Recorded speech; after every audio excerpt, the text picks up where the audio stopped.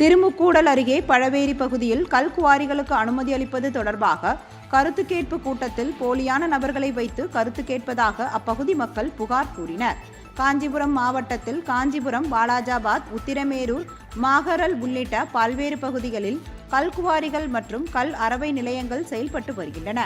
இவற்றால் பல்வேறு பிரச்சனைகள் ஏற்படுவதாக அப்பகுதி மக்கள் புகார் கூறி வருகின்றனர்.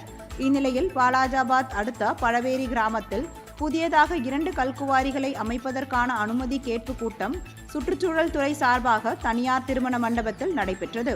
இதில் காஞ்சிபுரம் மாவட்ட சார் ஆட்சியர் ஆஷிக் அலி, சுற்றுச்சூழல் அதிகாரிகள் மற்றும் கனிம வளத்துறை அதிகாரிகள் கலந்து கொண்டு பொதுமக்களின் கருத்துக்களை கேட்டனர்.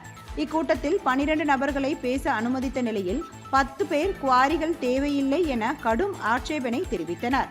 இந்த கருத்து கூட்டத்தில் அப்பகுதியை நபர்கள் யாரும் இல்லை எனவும், குவாரி நிறுவனங்கள் போலியான நபர்களை அழைத்து வந்து பணம் மற்றும் பிரியாணி அளித்து ஆட்சேபனை தெரிவிக்க கூறியதாகவும் அனுமதி கேட்ட கிராமத்தை சேர்ந்தவர்கள் குறிப்பிட்டனர்.